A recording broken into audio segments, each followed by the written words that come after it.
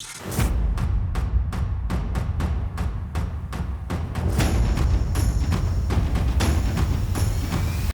what's going on, you guys? Welcome to Madrid Hub again. I'm your host, Dr. JOTA.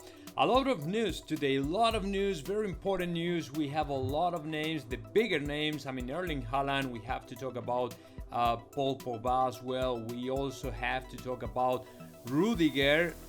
Pay attention, guys, because this is very good news regarding to Rüdiger. But the problem is, the first news I have to deliver to you all are, of course, bad news are in regards to some of the players that have been playing for their national teams, because once again they are injured, and I'm talking about Eder Militao and also David Alaba, which is of course very bad news because apparently they might not be available against the next against Shakhtar Donetsk and also FC Barcelona. So that's why it is very bad news. But before they get started and jump into it, let me remind you, if you guys want to get a t-shirt like this one, the official Real Madrid t-shirts are the highest quality replicas in the market right now. You can go and check in the description below to the link www.R.Madrid.com and get your t-shirt of Real Madrid, because of course you also have a 15% off the price. If you introduce my code JOTA, JOTA, you will get a 50% off. So that said, let's get into it and let's start with the bad news that I have for you all, guys. I'm so sorry, but this is not very happy news, because apparently Eder Militao is flying back right now to Madrid because the guy is injured. Apparently he has something in the right thigh and he will be out of the squad for 1 week or maybe 2 weeks. So that means that he might not be available for Carlo Ancelotti against Shakhtar Donetsk and also FC Barcelona. And as you know, El Clasico will be played the next October the 24th. So it is very close, and I don't think he will have time enough to heal and get back on track and things like that. So that is number one. Number two, it is also David Alaba, who has a very, according to this news, he has a very hard or very strong impact in the knee. So although I don't know how long can it last and how long can he be out of the squad, and I don't even know if he will be available or he will be able to make it against Shakhtar Donetsk or even FC Barcelona, the truth it is that David Alaba and also Eder Militao are in serious problems right now in Real Madrid to be able to play against these two teams. And of course, now that we had recovered to Miguel Gutierrez, Mendy and Marcelo for the left back, now we are losing the center back. So the only alternative that Carlo Ancelotti has for that position, it is the couple Vallejo and Nacho Fernandez. With all my respects, and I don't want to be disrespectful here, don't get me wrong, I'm not saying Nacho Fernandez and Vallejo are not in the same level, in the same, they don't have the skills enough to play in that position. But of course, every time you lose to the most important players in positions like that, like the center backs and all the stuff, and it's even worse because now in the middle of this beef with the defense, that we are not going to do a great job in the defense right now, it is pretty bad because these guys, Nacho Fernandez is still, okay, but Jesus Vallejo, that'll be the first time this season he plays.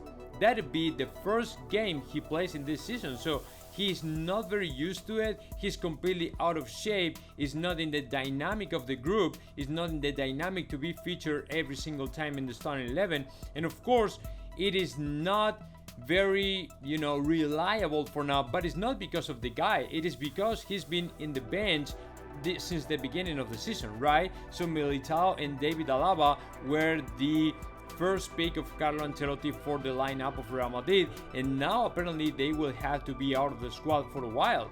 So that's why it is pretty bad news. And this is the same old song. Every single time we have to send players over the national teams and stuff, they come back to Madrid injured or tired or unavailable or whatever you want to call it, but it's always the same thing. So I'm really sick and tired of this situation, because I can't understand why from September all the way to November we have to send players over, because the problem is we don't have we don't have club competitions and stuff, but the players still have to play. So that is very bad, because they are getting even more tired, they are getting even more injured, they are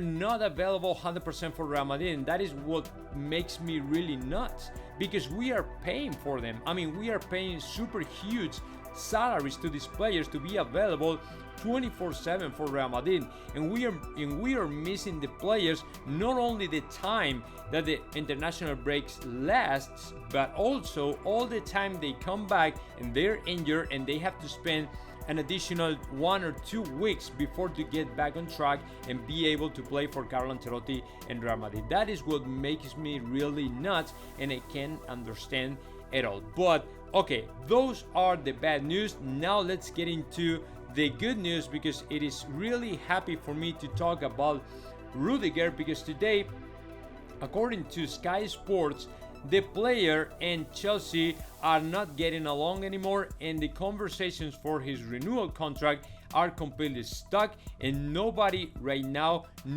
thinks that this situation is going to get better soon. So he might be willing to sign a pre-agreement with Real Madrid in January the 1st in 2022. So he right now is very open to change, to move out and sign for Real Madrid. Of course, there are also more teams willing to sign the player, and the most important, I would say, is Bayern Munich. But to me, if the player is okay with that and he wants to keep making a good salary, then Real Madrid is the best choice, is the best option for the player. Because according to all the articles that I've been reading since Antonio Rüdiger has been very attached to Real Madrid, what I have learned, it is that Real Madrid might be willing to pay about 12 million a year, 12 million per season to the players. So that would be a very similar contract to the contract of David Alaba, in a very similar operation, in a very similar deal. So that would be a pre-agreement January, and then he would arrive by June, by summer, to Real Madrid. He would be arriving 29 years old. He's a little bit older than now, but it is still a good age in my opinion. And yeah, 12 million it's a lot of money, but it's still something that really works in my opinion. And Rüdiger, it is a very good player that can provide to the defense of Real Madrid much more experience, and of course a lot of strength and power and presence and all the stuff. So I wouldn't rule out this guy, because to me it is not only that fits completely the expectations of Real Madrid, but also financial wise and sporting wise. My opinion is this guy can do a great job in Real Madrid and can be a really good option for Real Madrid. So let's see what happens. But apparently, according to Sky Sports, Antonio Rüdiger might be closer to Real Madrid than expected. So very good news as far as Antonio Rüdiger. So now let's move on and let's keep talking about Paul Pogba and of course Giuseppe Pedrerol and El Chiringuito, because last night in El Chiringuito, if you had a chance to watch the show, it was, they were talking about the big names around Real Madrid right now. They were talking about Paul Pogba, also Kylian Mbappe, and as well Erling Haaland. So let's just start with Paul Pogba, because according to Giuseppe Pedrerol, Real Madrid is feels kind of sluggish when it comes to signing Paul Pogba, and the big reason for it, the most important reason for it, it is because of his agent Mino Raiola and his super huge and abusive and insane commissions that he always get every time he has a deal for a player. This commission, it is not very common in the soccer world, because every single agent normally gets a commission of about 10%. But this guy, Mino Raiola, normally gets the 35% commission for every single deal. And although he has some of the best players in the world, like Erling Haaland, and also Pogba, and also Donnarumma, and also Ibrahimovic, what is really true is that this guy charged a very high commission, and that is what Real Madrid is not okay with. That, it's not okay with. It doesn't make any sense to pay the 35% of the deal to the agent or the father or whoever it is, because in the case of Erling Haaland, Real Madrid might be paying as well to the father of the Norwegian player.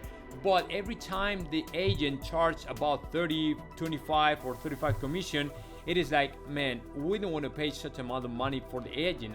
We are okay paying like 100 or 90 million or 50 million or whatever it is to the club, or even to a transfer fee to the player or whatever, but not to the agent. So Pedrerol said Real Madrid, gets, it's like they slack off every time they have to deal with Mino Raiola, because it is a super high commission, and the only obstacle on the way to sign Paul Pogba, because apparently for Real Madrid that would be a very interesting option. The problem is Mino Raiola. So that is the only problem for Real Madrid right now. But other than that, we will be okay signing Paul Pogba for the next year, because he's coming for free. So let's see what happens, but we will have to be watching a little bit more these shows and see how the things are going on and things like that. Now let's move on, and of course let's talk about Erling Haaland, because he was on the show. His name was on the show, since the beginning all the way to the end of the show. And the thing is, according to Josep Pedrerol, there is a feeling within Real Madrid that Erling Haaland will end playing in the Premier League, whether Manchester City or Manchester United, where everybody else was hearing, including me, were hearing that the possibility of Erling Haaland is just Real Madrid. The only option for Erling Haaland is Real Madrid, and that is something that Ivan Martin confirmed months ago. It is something that Ciro Lopez confirmed as well, and there was also another journalist, I think it was Jose Felix Diaz, said time ago that the only option for Erling Haaland is Real Madrid. But Josep Pedrerol, and Josep Pedrerol, every time he says something about Real Madrid, it is because someone from within Real Madrid has said that, right? So there is a feeling within Real Madrid that Erling Haaland might sign for a Premier League club and not Real Madrid. That doesn't mean, though, Real Madrid is not going to try to sign Erling Haaland. This summer, according to Josep Pedrerol, Real Madrid made the call to Borussia Dortmund to ask for Erling Haaland, and the German team said, okay, it's going to be 250 million euros. So that is completely insane. And Real Madrid just, ruled out that route. But the problem is, next summer we are going to try that again, and we are going to ask again to Borussia Dortmund. So the key factor here is the allegedly liberatory clause that is in the contract of Erling Haaland, because for so many people out there's no clause at all. A release, not liberatory, it's a release clause. But for people like Jose Felix Diaz, there is a release clause in this contract, and apparently that means that Borussia Dortmund has to make everything easy for the player to get out of Borussia Dortmund as of the next year. But I've been searching a little bit in Google, and Fabrizio Romano months ago, by the time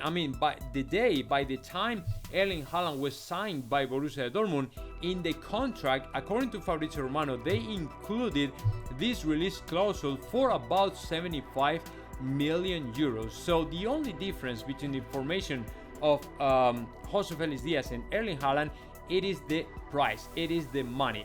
To me, it is almost impossible to think how Borussia Dortmund is going to sell this player, which is worth, according to Transfer Market, about 150 million for just 75 million. It is impossible for me to understand. But think about it. When he was signed by Borussia Dortmund, he was only a very young and promising player, but he was not as big as he is today, right? So even 75 million, it was going to be a very huge business for Borussia Dortmund. It was going to be a very profitable deal for Borussia Dortmund. The problem is how he has been evolving in these 2 years has been so great that now anybody can understand how Borussia Dortmund is going to sell this player for just 75 million when there are so many teams out there with a lot of money willing to pay not only that but even more than that. You know what I'm saying? So the key factor will be that the release clause of Erling Haaland, whether it exists or not, Real Madrid will be there on the race for joining Erling Haaland, for signing, Erling Haaland, but also Manchester City and United as well. So it's going to be a very exciting race between these three clubs. Hopefully he plays for Real Madrid, because all the information that I have, it is the player wants to play just for Real Madrid. But what Pedrerol said last night, it was kind of intriguing, because you don't really know where is he going to end playing for next year. So let's see what happens, guys. But to me, Erling Haaland only has a choice, only has an option, that is Real Madrid. So let's see what happens, guys. Now comment in the section below, and of course subscribe my channel, Real Madrid Hub.